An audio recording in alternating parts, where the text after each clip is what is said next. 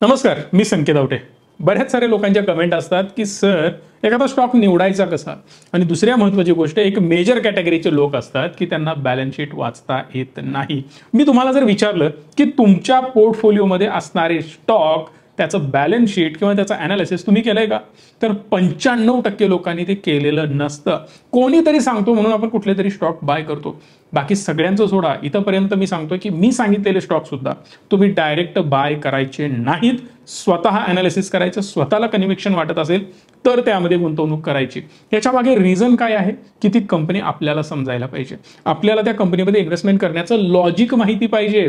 बऱ्याच कंपन्या शॉर्ट टर्मसाठी असतात, बऱ्याच कंपन्या मिड टर्मसाठी असतात आणि बऱ्याच कंपन्या लॉंग टर्मसाठी असतात। आता कुठल्याही कंपनीमध्ये लॉंग टर्मसाठी मी इन्व्हेस्टमेंट केली तर ती लॉंग टर्मसाठी चालेल असं बिलकुल नसतं। उदाहरणार्थ रिलायन्स पॉवर अनिल अंबानींची कंपनी, बऱ्याच लोकांनी त्यामध्ये गुंतवणूक केली लॉंग टर्मसाठी। माझ्या मुलांना नातवांना मी हे शेअर्स ठेवणार, नाही चालत। तुमची नजर त्या स्टॉकवर नेहमी असायला पाहिजे आणि त्या कंपनीमध्ये काहीतरी गडबड होते हे तुम्हाला क्लिअरली त्या बॅलन्स शीटवरून पाहायला मिळतं। काय बघायचं असतं बॅलन्स शीटमध्ये, कसं बघायचं असतं, बॅलन्स शीटचं प्रॉपर ॲनालिसिस काय, आपण कुठे चुकतो, आपल्याला त्या बॅलन्स शीटबद्दल कोणती माहिती असायला पाहिजे, हे सगळं मी तुम्हाला या व्हिडिओच्या माध्यमातून क्लिअर करतो। व्हिडिओ मोठा आहे, वेळ नसेल इथंच बंद करा, सेव्ह करून ठेवा किंवा नंतर लाईक करून ठेवा, जेणेकरून तुम्हाला परत हा व्हिडिओ बघता येईल। मराठी संकेतवर या, कारण मला खात्री आहे तुम्ही या चॅनलला सबस्क्राईब पण केलं असणार आणि बेल आयकॉन दिसतोय त्यालाही क्लिक केलं असणार, कारण अशा व्हिडिओ तुम्हाला वारंवार बघायला मिळायला हव्यात, तेही सर्वात आधी। म्हणून निवांत वेळ काढून हा व्हिडिओ लक्षपूर्वक शेवटपर्यंत बघा, काहीही यामध्ये स्किप करू नका। डायरेक्ट मी तुम्हाला घेऊन जातोय स्क्रीनवर। बॅलन्स शीट बघण्याचे वेगवेगळे वेबसाइट्स आहेत, वेगवेगळे प्रकार सुद्धा आहेत। समजा मी मनी कंट्रोलवर गेलो, मी सर्च केलं TCS टाटा कन्सल्टन्सी, मला या कंपनीबद्दल जाणून घ्यायचं आहे म्हणून मी ॲनालिसिस करतोय। तुम्हाला हवं तर अजून काही कंपन्या मी दाखवू शकतो, काहीच प्रॉब्लेम नाही। सो या डिटेल्स तुम्हाला इथं पाहायला मिळतील, वेगवेगळ्या डिटेल्स आहेत इथं, ओपन, प्रिव्हियस क्लोज, व्हॉल्यूम, अशा अनेक गोष्टी, या सगळ्या टर्म्स मी तुम्हाला क्लिअर करून सांगणार आहे। याचा चार्ट तुम्हाला पाहायला मिळतो, अशा ॲड्स पाहायला मिळतात, कारण तुम्ही फुकट वापरताय ना म्हणून। मग याच्या खाली अजून बऱ्याच गोष्टी आहेत, व्हॉल्यूम आहे, त्याचबरोबर वेगवेगळ्या तुम्हाला गोष्टी फंडामेंटल्स रिलेटेड पाहायला मिळतील, फायनान्शियल रिलेटेड पाहायला मिळतील, कन्सॉलिडेटेड स्टँडअलोन डिटेल्स तुम्हाला पाहायला मिळतील, रेव्हेन्यू किती होता, त्याचबरोबर प्रमोटर होल्डिंग काय आहे, शेअर होल्डिंग कसं आहे, हे सगळं तुम्हाला इथं पाहायला मिळतं। सोबतच पीअर कंपॅरिझन पण पाहायला मिळतं। पण यापेक्षा थोडंसं सोपं इझी फॉर्मॅटमध्ये तुम्ही बघू शकता, इकडे आहे स्क्रीनर SCREENER.com किंवा .in म्हणू शकता तुम्ही। screener.in वर गेलात तर तुम्ही सर्च करू शकता TCS। इकडे तुम्हाला कुठलीही अशी ॲड दिसणार नाही की तुम्ही त्यामुळे डिस्टर्ब व्हाल। पहिली आणि महत्त्वाची गोष्ट, तुम्ही इथे अबाउट मध्ये जाऊन रीड मोर करू शकता। पहिला तर लॉग इन करून ठेवा, माझं ऑलरेडी लॉग इन यामध्ये आहे म्हणून या सगळ्या गोष्टी दिसत आहेत। बाय द वे, याच वेबसाईटवर जायचं असं बिलकुल नाही आहे, तुम्ही कुठल्याही वेबसाईटवर जाऊ शकता। एक सिंपल फॉर्ममध्ये मला तुम्हाला समजावून सांगायचं आहे की काय काय असतं यामध्ये। About, Tata consultancy services is a flagship company and part of Tata group, एवढंच नाही, हे बेसिक वाक्य झालं। मग याच्यामध्ये अनेक गोष्टी असतात, यांचा रेव्हेन्यू ब्रेकअप काय आहे, 39% रेव्हेन्यू कुठून येतो यांचा, तर BFSI सेगमेंटमधून येतो। त्याचबरोबर 17% रेव्हेन्यू कंझ्युमर बिझनेसमधून येतो, 11% रेव्हेन्यू मॅन्युफॅक्चरिंग बिझनेसमधून येतो, 16% रेव्हेन्यू टेक्नॉलॉजी अँड मीडिया सेक्टरमधून येतो। म्हणजे डायव्हर्सिफाईड कंपनी आहे, वेगवेगळ्या ठिकाणाहून यांच्याकडे पैसा येतो। तुम्ही म्हणाल डायव्हर्सिफाय म्हणजे काय, बघा कुठलीही कंपनी जर एकाच सेक्टरमध्ये, एकाच बिझनेसमध्ये मोनोपॉली क्रिएट करत असेल और त्याच बिझनेसमधून त्यांना रेव्हेन्यू जनरेट होत असेल तर ते रिस्की असतं। भले ते चांगला बिझनेस करतायत पण पुढे जाऊन धोका निर्माण होऊ शकतो। फॉर एन एक्झाम्पल, एखादी कंपनी आहे, त्या कंपनीचं प्रचंड केबल नेटवर्क आहे। आता डेन केबल नेटवर्क, प्रचंड सगळीकडे केबलचं नेटवर्क त्यांचं आहे, पण ज्यावेळी DTH आले, डिश TV आले, ऑनलाईन आलं, त्यानंतर स्टॉक एकापेक्षा एक लो बनवत कंटिन्युअसली पडत खाली गेलाय। स्क्रीनवर आता चार्ट तुम्हाला दिसत असेलच, असे अनेक चार्ट। एखादी कंपनी बँकिंगमध्ये काम करते, बँकिंगमध्ये व्यवस्थित चालत नाही, तर त्या केसमध्ये कंटिन्युअसली फॉल होते। म्हणून मी बेसिकली एक काम करणार, ग्रुप चांगला असला पाहिजे, ग्रुपनी त्या कंपनीला सावरलं पाहिजे, मल्टिपल बिझनेसेसमध्ये ती कंपनी काम करत असायला पाहिजे। जर एखादी कंपनी मल्टिपल सेक्टरमध्ये, मल्टिपल एरियाजमध्ये आपला बिझनेस पसरलेला असेल त्यांनी, तर डेफिनेटली एखाद्या व्हर्टिकलमध्ये प्रॉब्लेम आला तर दुसरं व्हर्टिकल त्यांना सावरतं। जसं तुम्ही रिलायन्सचं एक्झाम्पल घेऊ शकता, रिटेलमध्ये काम करतात, टेलिकॉममध्ये काम करतात, डिजिटल किंवा टेक्नॉलॉजीमध्ये काम करतात आणि महत्त्वाची सगळ्यात मोठी त्यांची बाजू ऑइल अँड गॅसमध्ये परंपरागत चालत आलेला बिझनेस आणि त्यातही वेगवेगळे व्हर्टिकल्स आहेत, वेगवेगळ्या गोष्टी आहेत, त्यात ते काम करतात. म्हणजे सांगण्याचा मुद्दा हाच आहे की टाटा घ्या, अदानी घ्या, अंबानी घ्या, बिर्ला घ्या, यांच्या वेगवेगळ्या कंपन्या वेगवेगळ्या सेक्टरमध्ये काम करतात आणि त्या वेगवेगळ्या कंपन्या अनेक व्हर्टिकल्समध्ये काम करतात. जसं TCS वेगवेगळ्या प्रोडक्टमधून, वेगवेगळ्या सेगमेंटमधून रेव्हेन्यू जनरेट करतो. काम IT रिलेटेडच आहे. पण जर IT रिलेटेड काम करत असेल आणि फक्त इन्कम टॅक्स रिलेटेडच सॉफ्टवेअर हे बनवतात आणि अशा केसमध्ये गव्हर्नमेंटने असं काही बनवलं ज्यामुळे तुम्हाला इन्कम टॅक्स रिलेटेड कुठले सॉफ्टवेअर लागणारच नाही, तर त्या केसमध्ये या कंपनीचा धंदा मोठ्या प्रमाणात डाऊन होऊ शकतो. किंवा एखाद्या XYZ सेगमेंटमध्ये ते काम करतायत, मोबाईल सॉफ्टवेअर रिलेटेड काम करतायत. जेव्हा मोबाईल सॉफ्टवेअर रिलेटेड तुम्हाला हेवी प्रमाणात कॉम्पिटिशन क्रिएट होईल किंवा त्या कंपन्या ओन स्वतःच बनवायला सुरू करतील, तेव्हा तुम्हाला मेजर डॅमेज होणार. अशा केसमध्ये डायव्हर्सिफिकेशन गरजेचं असतं. यावरून तुम्हाला कळालं कंपनीचं डायव्हर्सिफिकेशन कसं आहे. प्रोडक्ट्स आणि प्लॅटफॉर्म्स बद्दल इथं तुम्हाला माहिती मिळते. त्याचबरोबर ब्रँड व्हॅल्यू बद्दल, जिओग्राफिकल प्रेझन्स कंपनीचा कुठं आहे हा सगळ्यात महत्वाचा पार्ट आहे. इंडिया, ऑस्ट्रेलिया, अमेरिका, युरोपमध्ये सगळीकडे आहे. हे तुम्हाला यावरून फायदा काय होतो, तर मला एक ब्रॉडर लेवलला आयडिया येते की कंपनी वेगवेगळ्या देशामध्ये आहे. समजा चायनामध्ये कोविड आहे तर भारतामध्ये नाही, भारतामध्ये काहीतरी पॉलिटिकल इश्यूज सुरू आहेत तर चायनामध्ये काही प्रॉब्लेम नाहीत, अमेरिकेमध्ये काही प्रॉब्लेम नाहीत. युरोपचं युद्ध झालं एखाद्या देशाबरोबर तर युरोपमधला बिझनेस डॅमेज होईल पण बाकी सगळीकडचा बिझनेस व्यवस्थित सुरू असेल. देव करो असं ना हो की भारत आणि चायनाचं युद्ध झालं पण अमेरिकेमध्ये, युरोपमध्ये माझा बिझनेस सुरू आहे, तिकडं सगळं व्यवस्थित सुरू राहील. रशिया युक्रेन वॉर सुरू झाला, तिकडचा बिझनेस माझा ऑब्व्हियसली ठप होईल पण कंपनी चालू राहील कारण मी अनेक देशांमध्ये काम करतो. म्हणजे तुमचा जिओग्राफिकल प्रेझेन्स पण मॅटर करतो. तुम्ही एकाच देशावर कॉन्सन्ट्रेट करून बिझनेस करताय का हे पण बघणं गरजेचं आहे. एक्झाम्पल TCSच आपण जर बघितलं तर 52% रेव्हेन्यू कंपनीचा जनरेट होतो अमेरिकामधून, युरोपमधून 31%, तर भारतामधून फक्त 6%. थोडीशी यामध्ये रिस्क आहे की 52% रेव्हेन्यू हे फक्त अमेरिकेतून US मधूनच जनरेट करतात. पण एक ब्रॉडर लेवलला विचार केला तर मॅक्सिमम आपल्या सगळ्या IT कंपन्या मेन काम करतात अमेरिकेतूनच आणि तिकडूनच मेजर बिझनेस येतो. त्यामुळे एवढा कन्सर्न दाखवणारी ही कंपनी नाही. याच्या पुढे अजून काही गोष्टी तुम्ही इकडे खाली बघू शकता ज्यामध्ये लिहिलेलं आहे हेवी डिव्हिडंड पेआउट्स. डिव्हिडंड पेआउट बद्दल पण माहिती. डिव्हिडंड म्हणजे काय, कंपनीकडे जेव्हा एक्स्ट्रा चांगला इन्कम येतो, तुम्ही सरळ सोप्या पद्धतीने कंपनीचे मालक आहात जेव्हा तुम्ही त्या कंपनीचे शेअर्स विकत घेता. मी जर एखाद्या कंपनीच्या शेअर्स विकत घेत असेल तर त्या प्रॉफिटचं काय, मला पण काहीतरी फायदा व्हायला पाहिजे. मग अशा केसमध्ये कंपनी तुम्हाला डिव्हिडंड देऊ करते, जो डिव्हिडंड प्रॉफिट मधला काही हिस्सा तुम्हाला देऊ करतात. जेव्हा कंपनी 100 कोटी, 200 कोटी, 1000 कोटी, 2000 कोटी प्रॉफिट कमवते तेव्हा ठरवलं जातं की या 2000 कोटी मधले 500 कोटी आपण ॲज अ डिव्हिडंड लोकांमध्ये डिस्ट्रीब्यूट करूया. तेव्हा नंबर ऑफ शेअर्स कंपनीचे किती आहेत, कंपनीचे असतील 1 कोटी शेअर्स, 500 कोटी रुपये डिवायडेड बाय 1 कोटी शेअर्स, म्हणजेच प्रत्येक व्यक्तीला 500 रुपये ॲज अ डिव्हिडंड एका शेअर मागे दिला जाईल. जर तुमच्याकडे 10 शेअर्स असतील तर तुम्हाला मिळणार 5000 रुपये. जर तुमच्याकडे एकच शेअर असेल तर तुम्हाला मिळणार 500 रुपये. अशा प्रकारे डिव्हिडंड दिला जातो. रिसर्च अँड डेव्हलपमेंट बद्दल माहिती असते, क्लायंट बेस त्याच्याबद्दल माहिती असते, म्हणजे यांचे क्लायंट्स कोण आहेत ते सुद्धा मॅटर करतात ना. अंडू पांडू कोणी छोट्या मोठ्या कंपनी असतील आणि जर आपण त्यांना सिरियसली घेत असू तर त्याला अर्थ नाही. पण जसं आपण TCSचं बघतोय, गुगल क्लायंट आहे त्यांचा, अमेझॉन आहे, त्याचबरोबर ॲडोबी आहे, इंटेल आहे, बॉश आहे, IBM आहे, ॲपल आहे, ओरॅकल आहे, असे अनेक क्लायंट्स आहेत. एवढंच नाही तर किती ऑर्डर, किती मिलियनची मिळते यांना, किती रुपये ऑर्डर कुठल्या क्लायंटकडून मिळते हे सुद्धा मॅटर करतं. जर एकच क्लायंट 50-60%, 70% रिव्हेन्यू तुम्हाला देत असेल, म्हणजे मेजर तुम्ही एकाच क्लायंटवर अवलंबून असाल तर तो सगळ्यात मोठा अनेक रेड फ्लॅग असतो. धोका, रेड फ्लॅग सेम वर्ड आहे. कारण जर समजा त्या क्लायंटला दुसरं कोणी मिळालं तर, तीच सर्व्हिस क्लायंटने स्वतः बनवायला सुरुवात केली तर, तुम्हाला ती ऑर्डर देणं त्या क्लायंटनं बंद केलं तर, या सगळ्या केसमध्ये तुम्ही फसू शकता. म्हणून आपल्याला हे सुद्धा बघणं गरजेचं आहे की कंपनी डायव्हर्सिफाईड प्रॉपर आहे का in terms of revenue from the client. Proper diversification असेल, कोणी 10% देतो, कोणी 15% देतो, कोणी 5%, कोणी 3%, ठीक आहे. 50%, 60%, 70% जर एका क्लायंटवर तुम्ही अवलंबून असाल तर खूप मोठा धोका पुढे निर्माण होऊ शकतो. हे सुद्धा आपल्याला बघणं गरजेचं आहे. बाकी आपण येऊयात मूळ मुद्द्यावर. इकडे जर तुम्ही बघितलं बऱ्याच गोष्टी आहेत, मार्केट कॅप वगैरे वगैरे. आता त्याबद्दल मी लगेच चर्चा नाही करणार. पहिला आपण खाली जाऊयात, क्वार्टरली रिझल्ट बघूयात. आपण काय बघायचं आहे कंपन्यांमध्ये हे पहिला तुम्हाला डिसाईड करायचं आहे. ब्रॉडर लेवलला जर तुम्ही अंदाज घेतला तर एक आयडिया येईल की हे क्वार्टरली रिझल्ट्स म्हणजे काय असतात?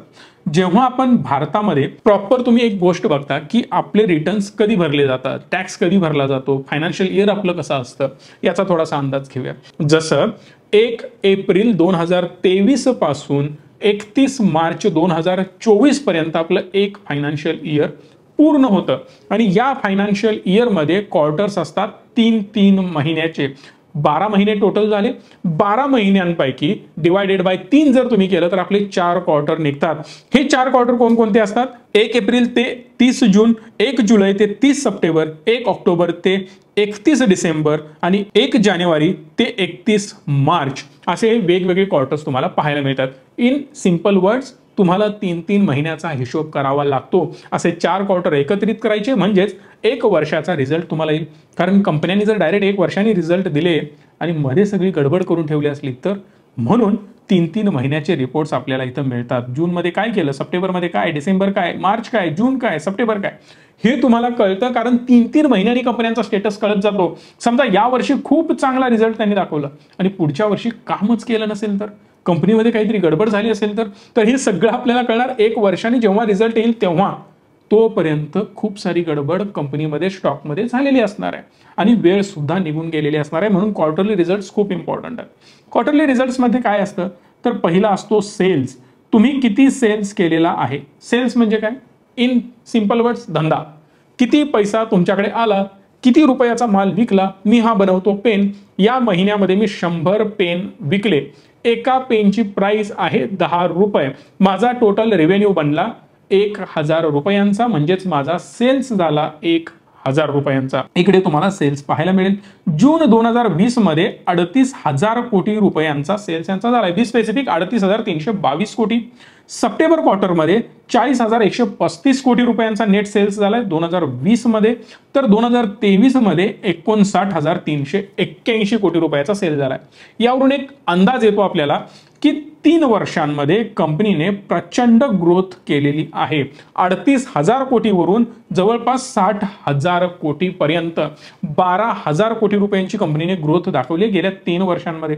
मग याला तुम्ही पीअर टू पीअर कंपॅरिझन पण करू शकता बरं का. सेम सेक्टरमध्ये काम करणारी कुठली कंपनी आहे? TCS आहे, इन्फोसिस आहे, HCL टेक आहे. अशा वेगवेगळ्या कंपन्यांना तुम्ही ओपन करू शकता.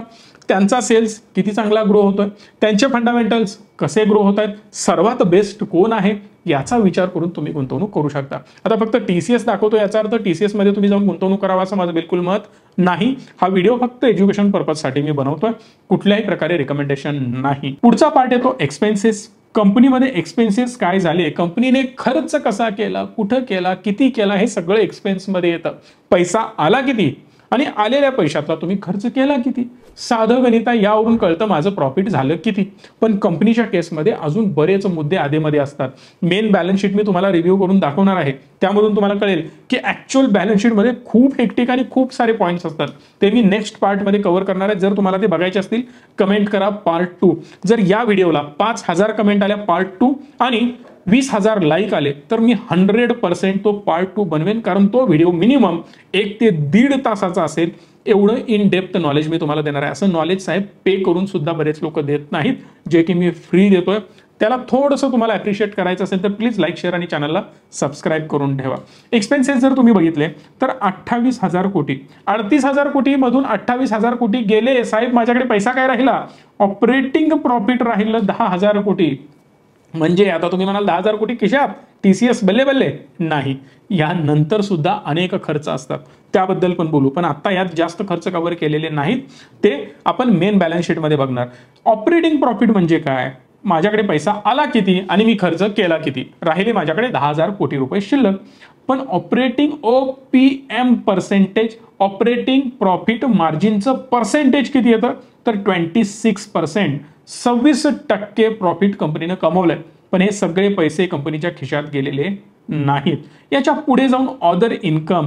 ऑदर इन्कम काय आहे कंपनीचा? तर तुम्ही म्हणाल ऑदर इन्कम काय असतो, तर याबद्दल एक ब्रॉडर लेवलला तुम्हाला आयडिया देतो. समजा कंपनी आता ही टेक्नॉलॉजीमध्ये काम करते, पण या कंपनीकडे काही शेअर्स दुसऱ्या कंपनीचे असू शकतात ज्याचा डिव्हिडंड येऊ शकतो.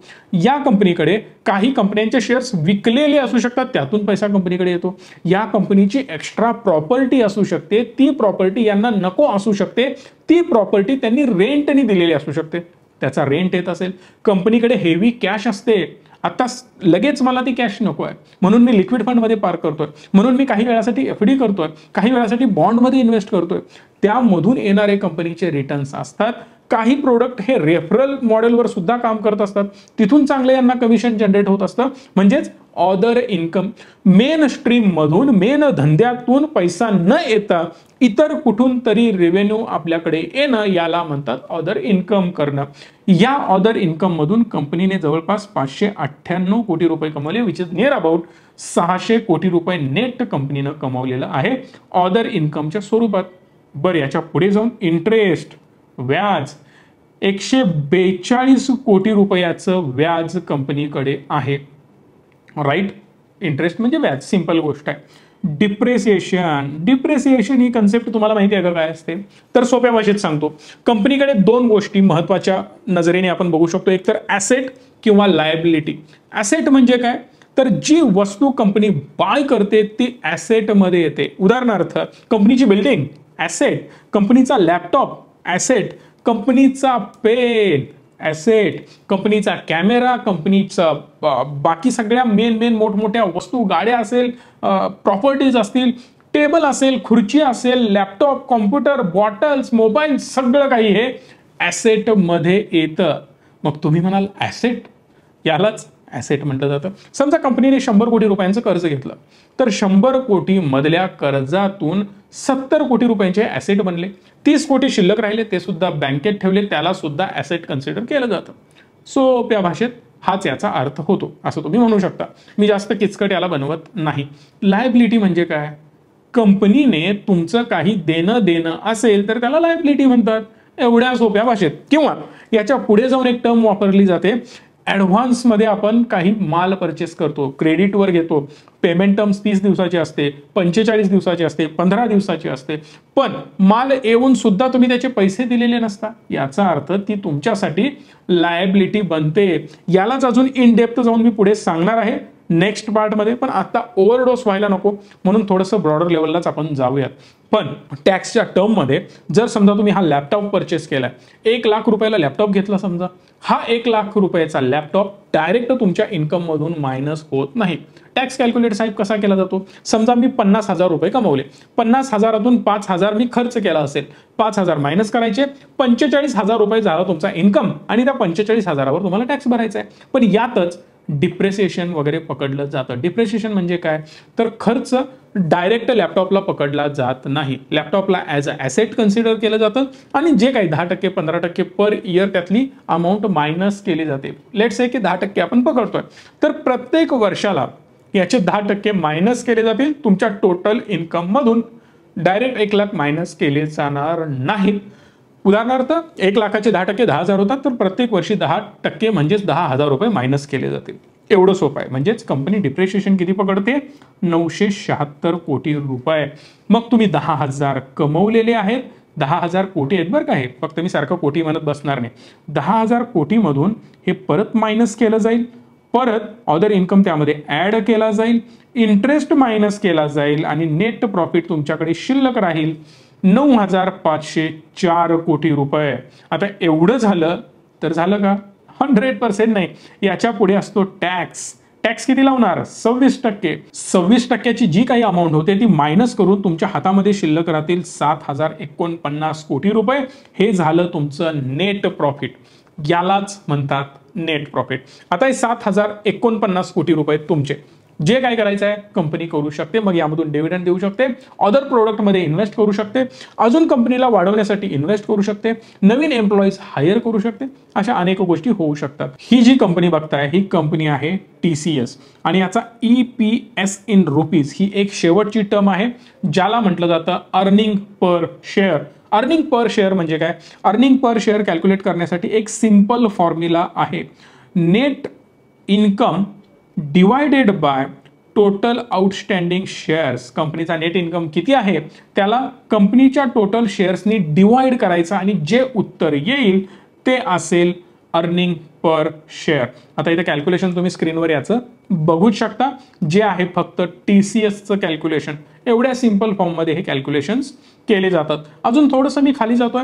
Net profit and loss statement हे आहे इयरली. यामध्ये सुद्धा सेम गोष्टी असतात. Sales, expenses, operating profit margins, other income, interest, depreciation, net profit before tax आणि नेट प्रॉफिट फायनली जे येतं ते हे, आणि EPS. फक्त यामध्ये फरक आहे की हे इयरली तुम्हाला दाखवलं जातं. 2012 मध्ये कंपनीचा नेट सेल्स होता 48,000 कोटी, जो मार्च 2023 मध्ये बनला 2,25,000 कोटी. याला म्हणतात ग्रोथ. नेट प्रॉफिट कंपनीचं होतं 10,000 कोटी, ते पोहोचलं 42,000 कोटीवर. नेट प्रॉफिट, टॅक्सेस वगैरे सगळ्या गोष्टी जाऊन अशा प्रकारे आपण कन्सिडर करू शकतो, अशा प्रकारे आपण अनालाइज करू शकतो आणि ब्रॉडर लेवलला एक आयडिया डोक्यामध्ये येईल की कंपनीची ग्रोथ कन्सिस्टंटली होते का हो.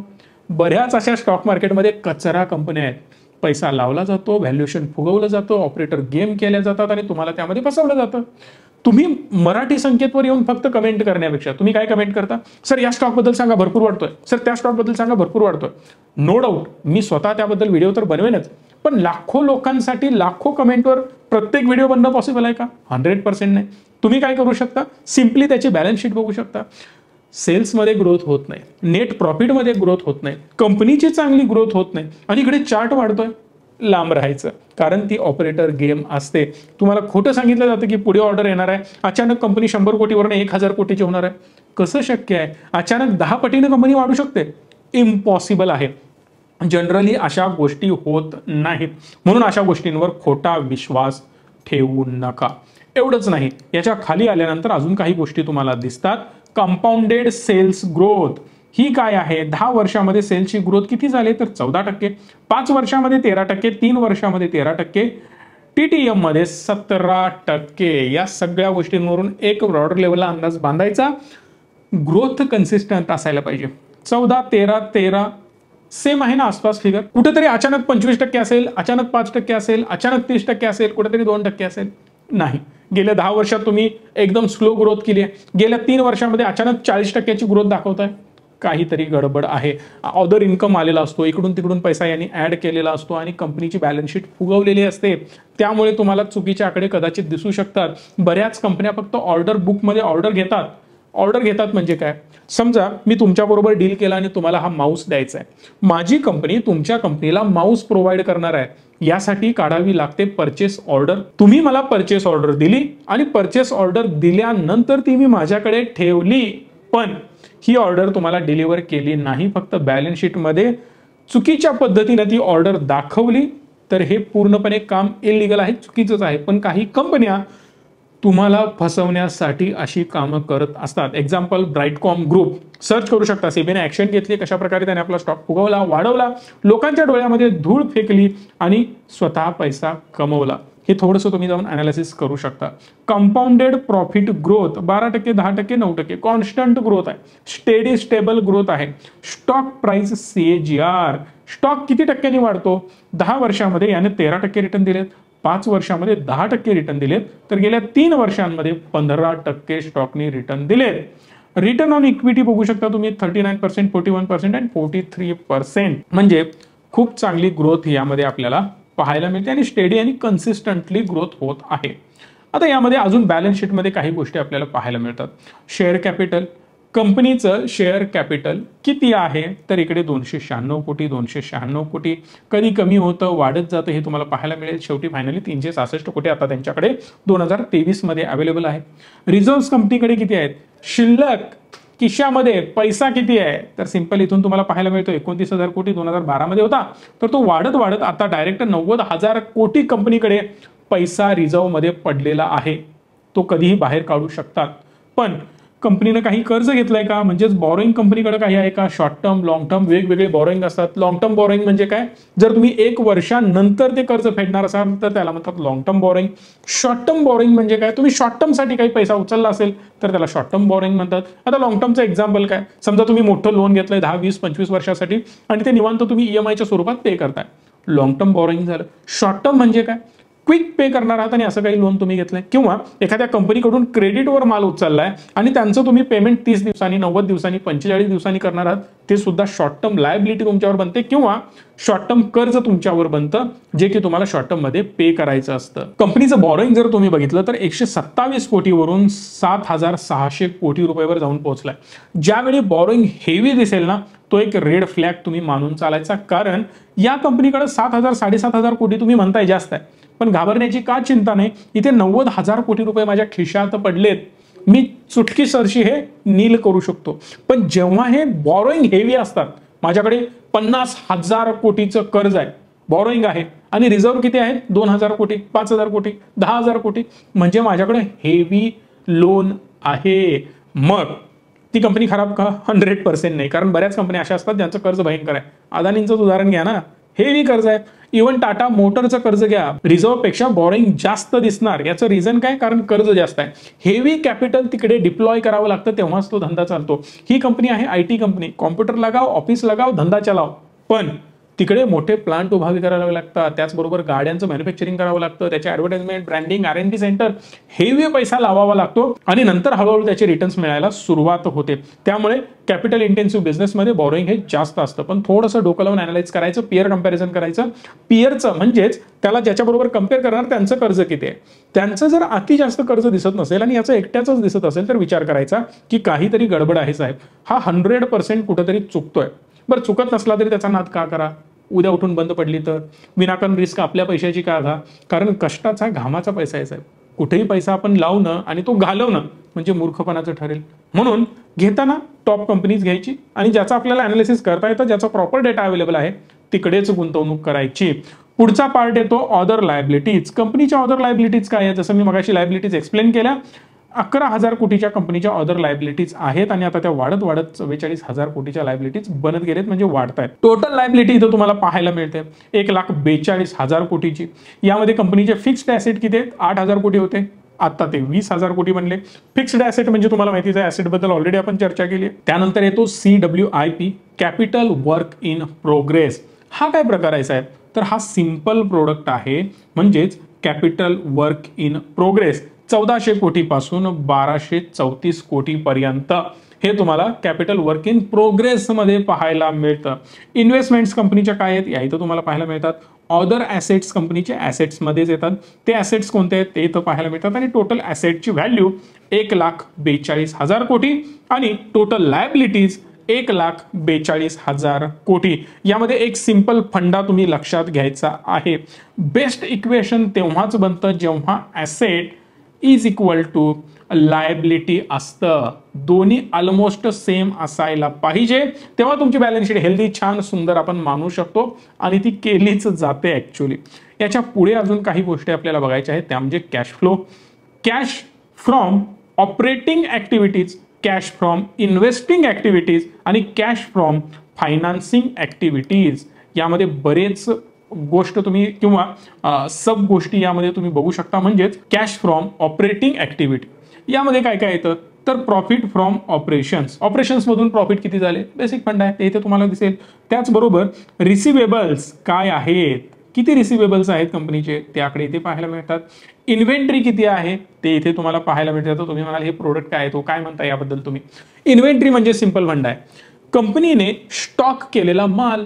आज समजा मी हा माऊस बनवतोय आणि हा माऊस बनवताना तुमच्याकडून मला ऑर्डर मिळत आहेत. मग अचानक ऑर्डर आल्या तर मी कुठून देणार? मला माहिती आहे एक ठराविक ऑर्डर मला पर मंथ मिळते. 1,000 माऊस बनवण्याची मला ऑर्डर मिळते, म्हणून मी 500 माऊस एक्स्ट्रा बनवून ठेवतो, कारण ऑर्डर थोडीफार मागे पुढे होऊ शकते. एक्स्ट्रा ऑर्डर आली तर काय करणार? ऑलरेडी माझा प्लांट सुरू आहे, अचानक काही प्रॉब्लेम झाला तर काय करणार? त्या केसमध्ये मी स्टॉक बनवून ठेवतो, त्याला म्हटलं जातं इन्व्हेंटरी. आणि ज्या मोठ्या कंपन्या आहेत ना, इन्व्हेंटरी मॅनेजमेंट प्रचंड महत्वाचं आहे. इन्व्हेंटरीमध्ये जर काही गडबड झाली तर संपलं. कारण सिंपल फंडा लक्षात घ्या, माऊसची किंमत आहे या 100 रुपये. ऍक्च्युली 100चा नाही, एक्झाम्पल देतोय. 100 रुपयाचा माऊस असेल आणि मी असे विनाकारण 10,000 माऊस बनवून ठेवलेत. 10,000 माऊस गुणिले 100 याचा अर्थ होतो 10 लाख रुपयाचा माल मी पाडून ठेवलाय. आणि माझा महिन्याचा सेल किती होतो? फक्त आणि फक्त 10,000 रुपयांचा. 10,000चा सेल करण्यासाठी 10 लाखाचा माल जर माझ्या इन्व्हेंटरीमध्ये पडला असेल, त्या 10 लाखाचं व्याज काय झालं? म्हणजेच चुकीच्या प्रकारे जर आपण इन्व्हेंटरी वाढवत गेलो तर आपण त्यात फसतो. जी कंपनी कापडा रिलेटेड काम करते किंवा गार्मेंट रिलेटेड काम करते त्यांना हा मेजर प्रॉब्लेम येतो, कारण डिझाईन आउटडेटेड होतात, प्रोडक्टमध्ये काही प्रॉब्लेम असतात, सेल्स कमी होतो, नवीन काहीतरी फॅशन येते, ते तुमचे प्रोडक्ट जात नाहीत, त्यामुळे इन्व्हेंटरी मॅनेजमेंट गडबडते. सो प्रॉपर इन्व्हेंटरी पण बघायची. जर इन्व्हेंटरी हेवी असेल आणि काहीतरी तिकडे आकडे गडबडवाले दिसत असतील तर नाद त्या कंपनीचा सोडून द्यायचा. याच्या खाली पेएबल्स आहेत, लोन ॲडव्हान्सेस आहेत, कंपनीने लोन्स किती घेतलेत, ॲडव्हान्सेस किती घेतलेत बाहेरून, हे आकडे तुम्हाला इथं पाहायला मिळतात. त्याचबरोबर ऑदर WC आयटम्स इकडे तुम्हाला पाहायला मिळत आहेत. वर्किंग कॅपिटल चेंजेसमध्ये तुम्हाला या सगळ्या गोष्टी पाहायला मिळतात, म्हणजेच डायरेक्ट टॅक्सेस, एक्सपेक्टेशनल CF आयटम्स आणि cash from investing activity, cash from financing activity, यामध्ये सुद्धा काही सब गोष्टी येतात, त्या सुद्धा तुम्हाला बघणं गरजेच्या आहे. त्याच्यावर सुद्धा तुम्ही नजर फिरवू शकता, ज्या एवढ्या डीपली बघणं काही गरजेचं नाहीये. फिक्स्ड ॲसेट परचेस्ड असेल, फिक्स्ड ॲसेट सोल्ड असेल, म्हणजे काय ॲसेट कंपनीने घेतले परत विकले, कारण प्रत्येक गोष्ट आयुष्यभर टिकते असं नाहीये. हा माऊस जसं मी वारंवार एक्झाम्पल देतोय, मला वाटलं वर्षभराने आउटडेटेड झालं, मला दुसरा माऊस परचेस करायचा आहे, मला दुसरा कॉम्प्युटर परचेस करायचा आहे, मी ते सेल आउट करू शकतो, नवीन परचेस करू शकतो, कारण कंपन्यांमध्ये कंटिन्युअसली टेक्नॉलॉजी बदलत असते. ती गोष्ट खूप महत्वाची आहे. नेट कॅश फ्लो कंपनीचा किती आहे ओव्हरऑल, यावरूनच मला कळतं की कंपनीचा कॅश फ्लो काय, भाई पैसा कितना है, तर इथे मला दिसतं -5,365 कोटी रुपये. मेजर नाही आहे, कारण कंपनी खूप मोठ्या प्रमाणात रेव्हेन्यू लाखो कोटीमध्ये जनरेट करते. सो काही हजारामध्ये निगेटिव्ह फिगर दिसली तरी काही मोठी गोष्ट नाही. डेटर डेज कंपनीची किती आहे, डेटर डेजमध्ये म्हणजे काय, सिंपल गोष्ट लक्षात घ्या. कंपनी जेव्हा एखाद्या कंपनीला पैसा देते, सर्व्हिस देते, तो परत मिळण्यासाठी म्हणजेच त्याचा मोबदला परत मिळण्यासाठी किती डेज लागतात ते इथून तुम्हाला पाहायला मिळतात. जेवढे कमी तेवढं आपल्यासाठी फायद्याचं असतं. हे वाढत जाणं म्हणजे थोडंसं डेंजरस असतं. Cash conversion cycle, cash conversion cycle म्हणजे तुम्ही प्रोडक्ट तर दिला, सेल्स तर दाखवला, धंदा तर दिसला, पण तो कन्व्हर्ट कधी होतो हे सगळ्यात इम्पॉर्टंट आहे.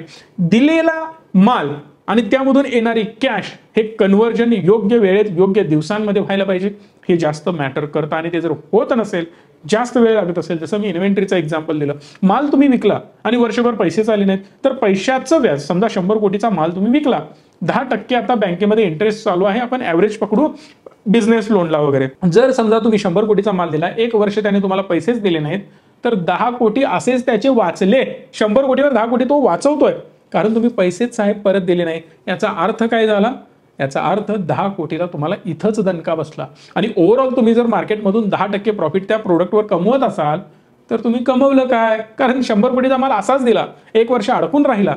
यामधून तुम्हाला कळायला पाहिजे की कॅश फ्लो कन्व्हर्जन सायकल किती आहे. आता IT सेक्टरमध्ये प्रचंड प्रॉफिट आहे, 26%, 30% ऑपरेटिंग प्रॉफिट मार्जिन आहे. त्यामुळे थोडंसं तुम्हाला कॅश कन्व्हर्जन सायकल मोठी असली तरी चालते, पण जिकडे प्रॉफिट मार्जिन 2%, 3%, 4%, 5% आहे, तिथं जर कन्व्हर्जन सायकल ह्यूज असेल तर रिस्की आहे, कारण ऑलरेडी कमवताय तुम्ही, मिळवताना 5% मिळवताय आणि पैसा जर वर्षभर अडकला तर 10% म्हणजे पदरनं 5% तुम्हाला घालायला पाहिजेत. हा प्रकार तिकडे पाहायला मिळतो. याच्या पुढे जाऊन वर्किंग कॅपिटल डेज बघू शकता, ROCE बघू शकता, त्याच्यावर आता जास्त आपण फोकस करणार नाही, पण मेन आपण बघणार आहोत share holding pattern. Share holding pattern मध्ये तुम्हाला दिसेल प्रमोटरचा हिस्से किती आहेत, यामध्ये प्रमोटरची किती भागीदारी आहे या कंपनीमध्ये. कारण जेव्हा कंपनी स्टॉक मार्केटमध्ये लिस्ट होते तेव्हा कमीत कमी त्याला 25% आपले शेअर्स विकावे लागतात.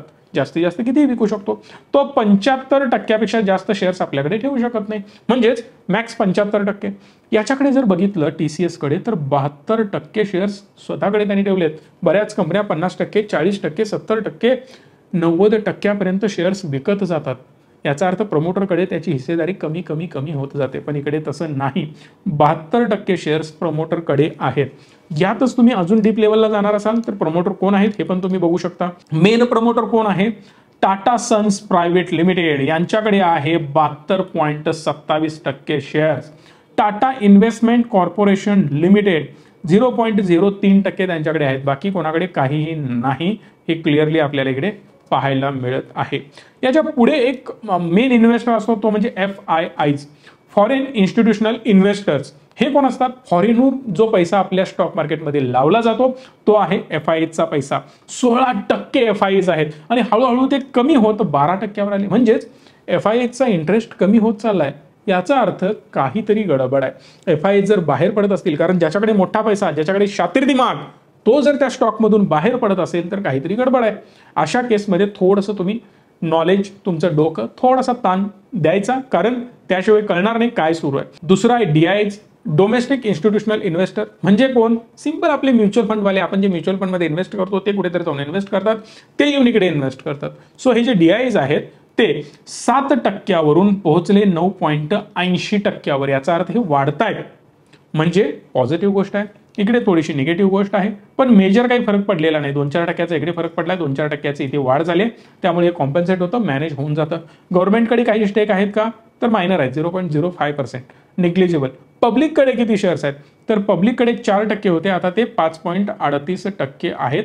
म्हणजे सगळ्या गोष्टी सुरळीत व्यवस्थित इकडे सुरू आहेत. थोडंसं डोक्याला ताण पडत असेल, पण जास्त लोड घेण्याची गरज नाही. जर तुम्हाला एवढंच नाही तर याच्या व्यतिरिक्त अजून बऱ्याच गोष्टी बॅलन्स शीटवर असतात, ज्या मी पुढच्या पार्टमध्ये पण डिस्कस करणार आहे. पण ओव्हरऑल तुम्हाला वाटत असेल की जास्त तुम्हाला टेन्शन घ्यायचं नाही, काय होतंय, कसं होतंय, मला स्वतःला इन्व्हेस्टमेंट करायची नाही, कोणीतरी प्रोफेशनल व्यक्ती याला मॅनेज करावं, तर तुम्ही बिंदास्त आम्हाला कॉल करू शकता. या नंबरला प्रॉपर सर्व्हिसेस आम्ही तुम्हाला प्रोव्हाइड करतोय. मग स्टॉक मार्केटसाठी असेल किंवा म्युच्युअल फंडसाठी असेल. तुमचा ओव्हरऑल पोर्टफोलिओ कसा असावा, कसा तो वाढावा, किती तुम्हाला रिटर्न्स मिळायला हवेत आणि तुमच्या टोटल पैशाचं प्लॅनिंग कसं करायचं, या सगळ्याची जबाबदारी आम्ही घेतोय. फक्त डिटेल्स शेअर करा, पूर्णपणे व्यवस्थित प्लॅन आम्ही तुम्हाला बनवून देऊ. आणि एवढंच नाही, त्याची इन्व्हेस्टमेंट सुद्धा करून देऊ. गरज आहे एका कॉल करण्याची, लवकरात लवकर कॉल करू शकता. याच्या पुढचे रेशो जर तुम्ही बघितले तर मार्केट कॅप, कंपनीचं मार्केट कॅप आहे किती, ते कसं कॅल्क्युलेट करायचं, तर त्यासाठी सिंपल फॉर्म्युला आहे. ओव्हरऑल कंपनीचे स्टॉक्स किती आहेत? टोटल कंपनीचे स्टॉक आहेत 366 कोटी. आणि कंपनीच्या स्टॉकची करंट प्राइस काय सुरू आहे, शेअरची प्राइस काय आहे, तर 3,391 रुपये. या दोन्हीला जर तुम्ही मल्टिप्लाय केलं तर तुम्हाला हे उत्तर पाहायला मिळू शकतं. एवढंच नाही तर स्टॉकचा PE काय आहे, price to earning ratio, EPS काय आहे, हे सुद्धा महत्वाचं आहे. आता पहिला बोलूयात आपण प्राइस टू अर्निंग रेशोवर. प्राइस टू अर्निंग रेशो कसा कॅल्क्युलेट केला जातो? शेअरची price divided by EPS. EPS म्हणजे काय? Earning per share. आता हे कॅल्क्युलेट करण्यासाठी तुम्हाला अर्निंग पर शेअर कॅल्क्युलेट करावं लागेल आणि EPS कॅल्क्युलेट करायला सिंपल फॉर्म्युला आहे, net income of the company. मग कंपनीचा नेट इन्कम काय आहे हे तुम्हाला कळेल, आणि टोटल आउटस्टँडिंग शेअर्स, कंपनीचे शेअर्स किती आहेत याचं कॅल्क्युलेशन म्हणजे EPS. आता तुम्हाला कळेल EPS इथं लिहिलेलं आहे अर्निंग पर शेअर या कंपनीचा 120. मग जेव्हा तुम्ही 3331 रुपयाला 120 ने डिवाइड करता तेव्हा याचं उत्तर ऑलमोस्ट 28 येईल. म्हणून याचा प्राइस टू अर्निंग रेशो 28 पाहायला मिळतो. डिव्हिडंड यील्ड काय आहे, तर पर्सेंटेज मध्ये डिव्हिडंड यील्ड कॅल्क्युलेट केली जाते 1.42. सोप्या भाषेत टोटल शेअरची प्राइस डिवायडेड बाय दिलेला डिव्हिडंड, यावरून तुम्हाला मिळते डिव्हिडंड यील्ड. त्यानंतर इंडस्ट्रीचा PE किती आहे याबरोबर तुम्ही कम्पेअर करू शकता की सध्या इंडस्ट्री PE तुम्हाला काय सांगतो. समजा इंडस्ट्रीचा PE म्हणजे याच्या रिलेटेड जे बाकी स्टॉक आहेत त्यांचा मिळून एक इंडेक्स बनू शकतो, आणि त्या पूर्ण ओव्हरऑल इंडस्ट्रीचा इंडेक्स काय आहे. समजा IT सेक्टर आता सध्या इंडेक्स सांगतोय 27% PE आणि स्टॉक मागतोय 28. ठीक आहे, ऑलमोस्ट सेम आहे. पण इंडस्ट्री आहे 27 आणि स्टॉक मागतोय 100. काहीतरी गडबड आहे बॉस, तुम्ही एक्सपेन्सिव्ह आहात. कारण जेवढा PE रेशो जास्त तेवढी कंपनी जास्त एक्सपेन्सिव्ह असं मानलं जातं. त्यामुळे जेवढा PE रेशो कमी तेवढा आपल्या फायद्याचा आहे. याबरोबर तुम्ही सेल्स ग्रोथ 3 वर्षाची, 5 वर्षाची, 10 वर्षाची वगैरे कॅल्क्युलेट करून बघू शकता. अजून अनेक टर्म्स आहेत, त्यासाठी तुम्हाला मी प्रॉपर व्यवस्थित त्याची बॅलन्स शीट ओपन करणार आणि बॅलन्स शीट मधून स्टेप बाय स्टेप तुम्हाला सगळ्या गोष्टी शिकवणार. जर तुम्ही कमेंट केलात पार्ट 2, 5000 कमेंट जर आल्या तर मी हक्काने आणि प्रेमाने सांगतोय की मी तुमच्यासाठी असा अजून 1 तासाचा व्हिडिओ बनवेन, ज्यामधून याच्या पुढच्या ऍडव्हान्स गोष्टी सगळ्या क्लिअर होतील आणि खूप सारे राज त्यामध्ये असतील बॅलन्स शीट रिलेटेड. सो खरंच तुम्हाला ते बघायचे असतील तर या व्हिडिओला लाईक, शेअर आणि चॅनलला सबस्क्राईब करा. धन्यवाद. Stay tune and stay positive.